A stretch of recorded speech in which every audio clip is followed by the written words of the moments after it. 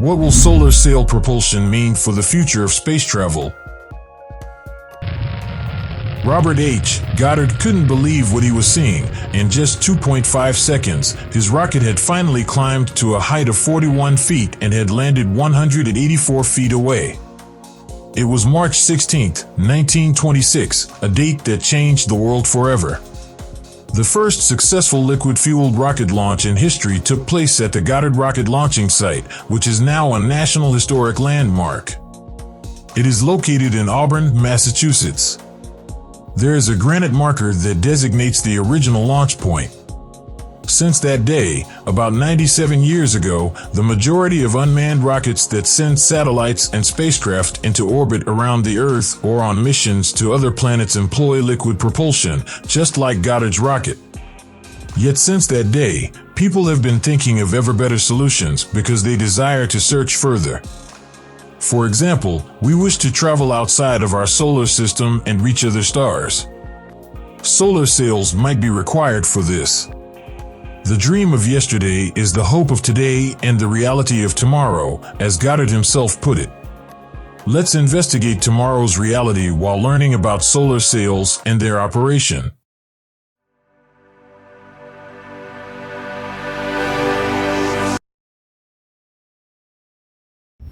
A type of spaceship propulsion known as solar sails makes use of sunlight to propel the craft forward.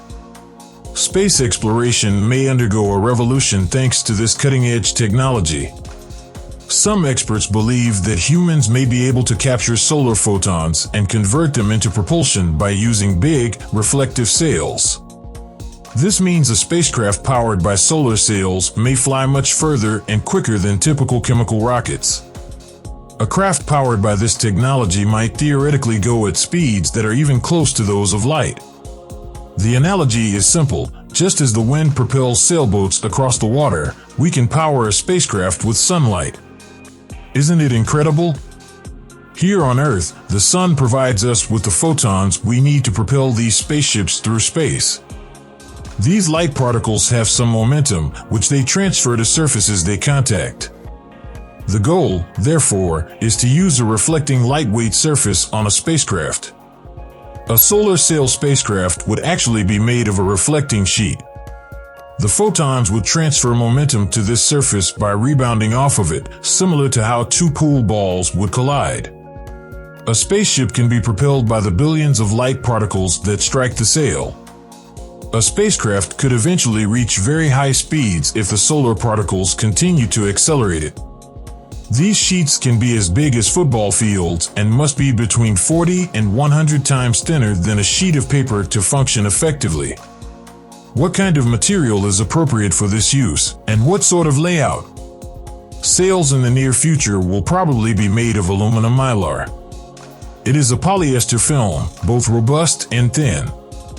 Or perhaps they'll employ the space-rated insulation CP1.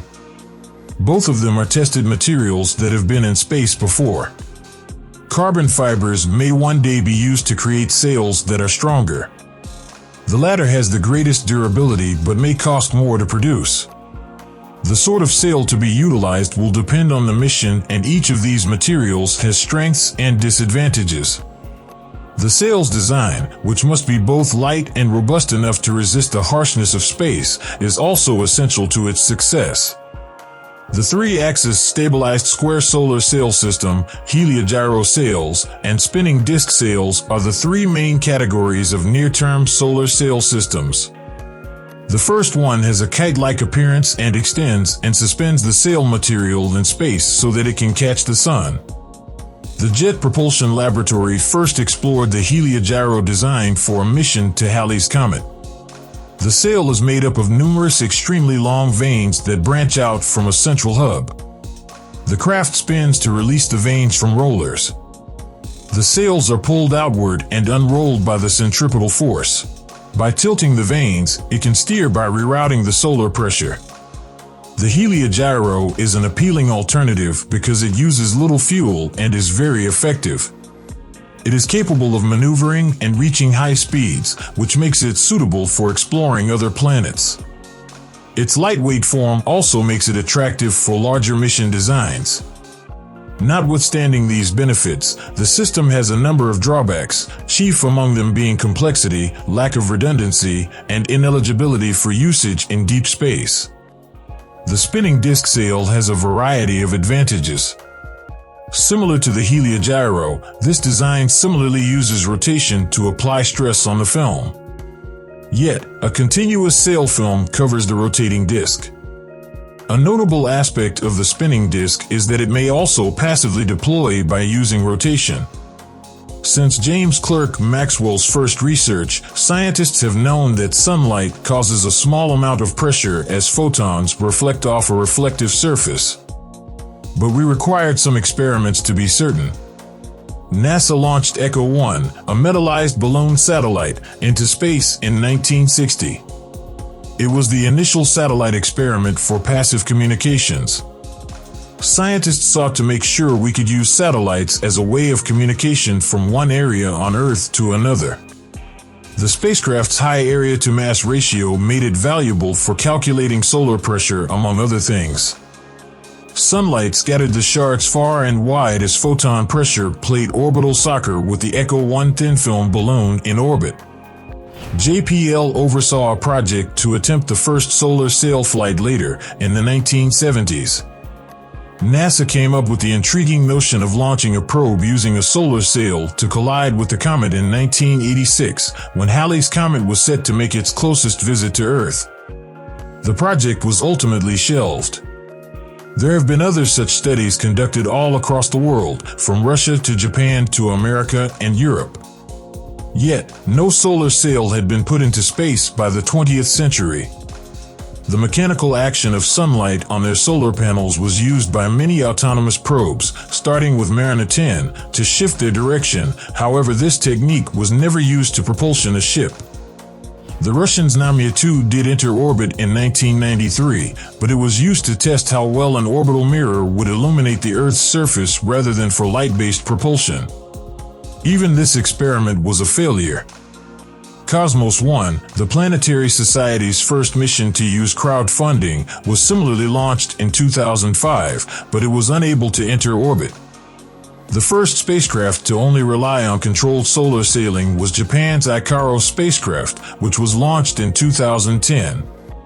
It was a kite solar sail that successfully completed its intended mission as it passed Venus at a distance of 80.800 kilometers. Icaros was acknowledged by Guinness World Records as the first solar sail spacecraft between planets, and its two separate cameras, DCAM-1 and DCAM-2, were recognized as the lowest size of a spacecraft flying between planets.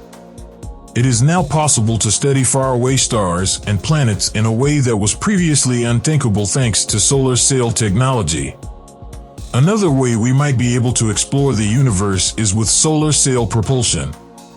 A solar sail spaceship could gently and steadily accelerate by using the power of the sun, enabling humanity to travel to faraway stars in a matter of years. Scientists actually had an idea. If solar light can speed up our lightweight sail, why not try to construct a system of light beamers and light sails to go to other planets? Moreover, it would enable space travel at a significant speed reduction. The clever plan is to construct a ground-based light beamer that will accelerate tiny space probes known as nanocrafts, which are coupled to light sails, to speeds of up to 100 million miles per hour. A flyby mission might reach Proxima Centauri in just under 20 years from launch with such a system. This is incredible. Such a project already exists. It is known as Starshot. This spaceship will travel more than 20 years to get there using cutting-edge technology, sensors, and communication technologies. With the light sail's small size and great speed, there are numerous issues that remain unresolved and questions that need to be addressed. For example, how will we maneuver a sail this small at this speed in interstellar space? What kind of material should we use to prevent the sail from catching fire or disintegrating? In order to resist the force and heat of acceleration, we would need a material that is incredibly light, highly reflecting, and nearly entirely non-absorbent. Will we be able to transmit imaging data back to Earth? That is the most crucial question. It's a difficult job. There are currently openings for PhD jobs to address these issues. The newly discovered exoplanet Proxima b and any other planets that may be in the system may be seen from Earth if we were ever successful in doing so. The Starshot project may be the initial step into a universe of potentialities. The future of interplanetary exploration is bright. As you can see, there are a plethora of innovative alternatives made possible by solar sail technology. The development of solar sail propulsion has the promise of revolutionizing space travel and extending our knowledge of the cosmos. Solar sail propulsion may eventually replace other means of interstellar travel. We could be able to explore the furthest reaches of the cosmos with the help of this technology when combined with other cutting-edge space technologies like ion engines and nuclear reactors. Alright everyone, this video ends here. Do you have any opinions on solar sails? Tell us in the comments section below and I'll see you on the channel soon.